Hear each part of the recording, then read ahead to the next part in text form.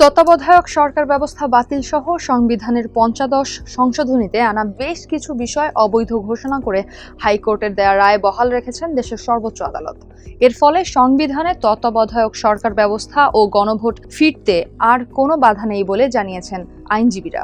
নির্দলীয় তত্ত্বাবধায়ক সরকার ব্যবস্থা বাতিল করে নির্দলীয় তত্ত্বাবস্থা ফিরিয়ে আনা, গণভোটের অধিকার ফিরিয়ে আনা এবং সুপ্রিম কোর্টের হাইকোর্ট বিভাগের যে সাংবিধানিক দায়িত্ব সেটাকে খর্ব করার যে অপচেষ্টা, সেগুলোকে বাতিল কিংবা ফিরিয়ে আনার মাধ্যমে হাইকোর্টে রায় প্রকাশ করেন। আজকে আপিল বিভাগ এই আপিলগুলো খারিজ করে দিয়েছেন, অর্থাৎ হাইকোর্টের রায়টি বহাল থাকলো। এখানে একটা প্রশ্ন আছে যে হাইকোর্ট কিন্তু এই 4টি সুনির্দিষ্ট বিষয়ে আদেশ দিলেও সংবিধানের অন্যান্য যে কোনো ক্ষেত্রে সংশোধনী, পরিমার্জন কিংবা সংযোজনের ক্ষেত্রে পার্লামেন্টের উপর ছেড়ে দিয়েছিল। ৯ জুলাই আপিল বিভাগের রায়ের পর তাৎক্ষণিক প্রতিক্রিয়ায় আইনমন্ত্রী মোহাম্মদ আসাদুজ্জামান জানিয়েছেন, আগামী জাতীয় সংসদ নির্বাচন তত্ত্বাবধায়ক সরকারের অধীনে অনুষ্ঠিত হবে। ৯৬ সালে বিএনপি পার্লামেন্টে ত্রয়োদশ সংশোধনীর বিল এনেছিলেন। এনে নির্দলীয় নিরপেক্ষ তত্ত্বাবধায়ক সরকারের সাংগঠনিক রূপরেখা তৈরি করে দিয়েছিলেন এবং বিএনপি এটার জন্য বিগত ১৬-১৭ বছর ধরে সংগ্রাম করেছেন। বেগম খালেদা জিয়ার নেতৃত্বে দেশ বাঁচাও মানুষ বাঁচাও যে স্লোগান দিয়ে আমরা নিরন্তর সংগ্রামের পথে হেঁটেছিলাম, সেই পথে হাঁটার মুখ্য লক্ষ্য ছিল যে আমার ভোট আমি দেব, যাকে খুশি তাকে দেব, এবং সেই প্রক্রিয়ায় ফেরার জন্য তত্ত্বাবধায়ক সরকারের বিকল্প কোনো পথ ছিল না। আমরা সেই জায়গাটা রাজনৈতিকভাবে অঙ্গীকারবদ্ধ। তত্ত্বাবধায়ক সরকার ব্যবস্থা বিলোপ সহ বেশ কিছু বিষয়ে পরিবর্তন এনে সংবিধানে ৫৫ সংশোধনী এনেছিল তৎকালীন আওয়ামী লীগ সরকার। ২০১১ সালের ৩০ জুন ৫৫ সংশোধনী বিল সংসদে পাশ হয়। সংশোধনীতে সংবিধানে ৫৪টি ক্ষেত্রে পরিবর্তন এসেছিল। তবে এবার সেই সংশোধনীর বেশ কিছু অংশ পরিবর্তনের মাধ্যমে দেশের গণতন্ত্রের যাত্রা আবারও দৃঢ় হলো বলে মনে করছেন আইন বিশেষজ্ঞরা। ১৯৭২ সালে সংবিধান প্রণয়নের পর থেকে এ পর্যন্ত দেশের সংবিধান সংশোধন হয়েছে মোট ১৭ বার। ইতিহাস বলছে, জনগণের অধিকার সংরক্ষণের চেয়ে বেশিরভাগ সময়ই রাজনৈতিক স্বার্থ কিংবা সামরিক শাসকদের ক্ষমতা টিকিয়ে রাখার ঢাল হিসেবে ব্যবহার হয়েছে এসব সংশোধনী। আর এই ক্ষমতার অপব্যবহার রুখতেই দেশের সর্বোচ্চ আদালত এ পর্যন্ত পঞ্চম, সপ্তম, ত্রয়োদশ ও ষোড়শ সংশোধনী পুরোপুরি এবং অষ্টম ও পঞ্চদশ সংশোধনীর বেশ কিছু অংশ বাতিলের ঘোষণা দিয়েছে।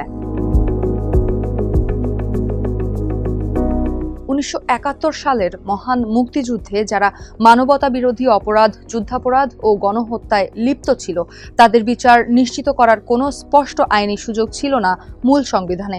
মূলত পাকিস্তানি যুদ্ধাপরাধী এবং তাদের এদেশীয় দোসর রাজাকার আলবদর আল শামসের বিচার প্রক্রিয়া দ্রুত ও নিশ্চিত করার উদ্দেশ্যেই প্রথম সংশোধনী আনা হয়। দ্বিতীয় সংশোধনীতে রাষ্ট্রপতির জরুরি অবস্থা ঘোষণার বিধান প্রবর্তন করা হয়।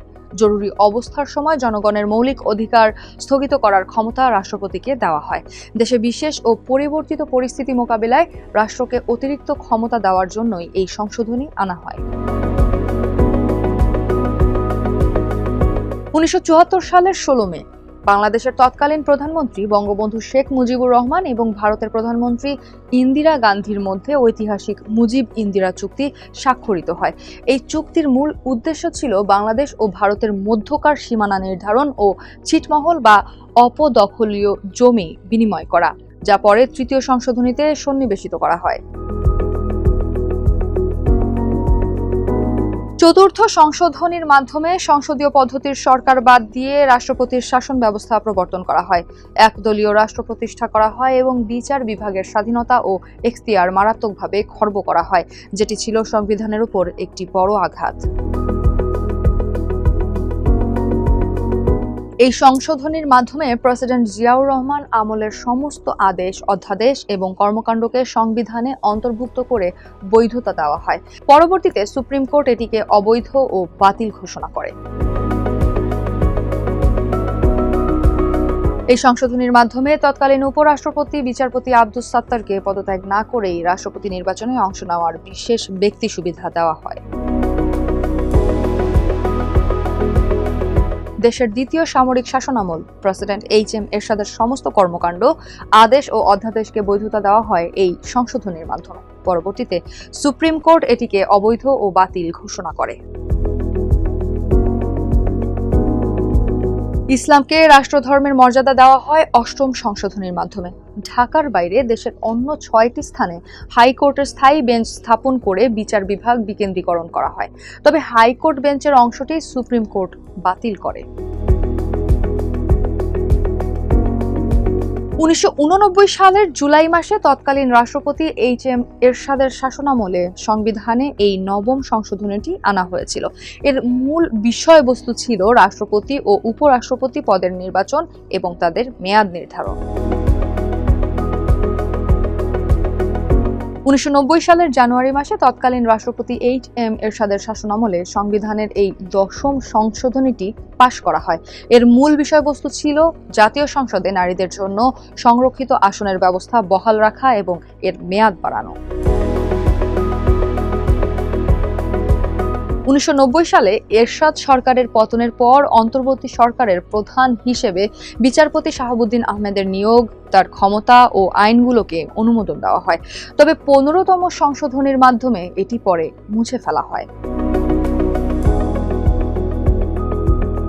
চতুর্থ সংশোধনী দ্বারা রূপান্তরিত রাষ্ট্রপতি শাসিত সরকার ব্যবস্থা বাতিল করে পুনরায় সংসদীয় পদ্ধতির সরকার পুনঃপ্রতিষ্ঠা করা হয়।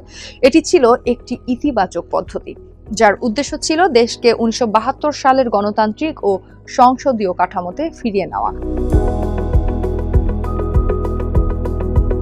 অবাধ, সুষ্ঠু ও নিরপেক্ষ নির্বাচনের জন্য নির্বাচনকালীন অরাজনৈতিক নির্দলীয় তত্ত্বাবধায়ক সরকার ব্যবস্থা প্রবর্তন করা হয় এই সংশোধনীর মাধ্যমে।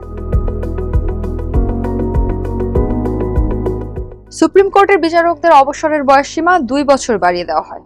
তৎকালীন বিরোধী দলগুলোর অভিযোগ অনুযায়ী সরকারের উদ্দেশ্য ছিল বয়সসীমা বাড়িয়ে তৎকালীন প্রধান বিচারপতি কে.এম. হাসানকে পরবর্তী তত্ত্বাবধায়ক সরকারের প্রধান হিসেবে নিশ্চিত করা, যা 2006-07 সালে তীব্র রাজনৈতিক সংকট ও জরুরি অবস্থা ডেকে আনে।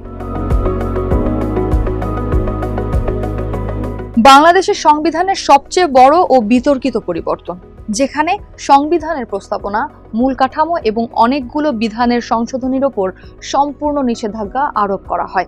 নির্বাচনকালীন নিরপেক্ষ তত্ত্বাবধায়ক সরকার ব্যবস্থা বিলুপ্ত করে দলীয় সরকারের অধীনে নির্বাচনের নিয়ম আনা হয়। এছাড়া 1972 সালে মূলনীতিতে থাকা ধর্মনিরপেক্ষতা শব্দটি ফিরিয়ে আনা হয়, তবে একই সঙ্গে ইসলাম রাষ্ট্রধর্ম হিসেবে বহাল রাখা হয়।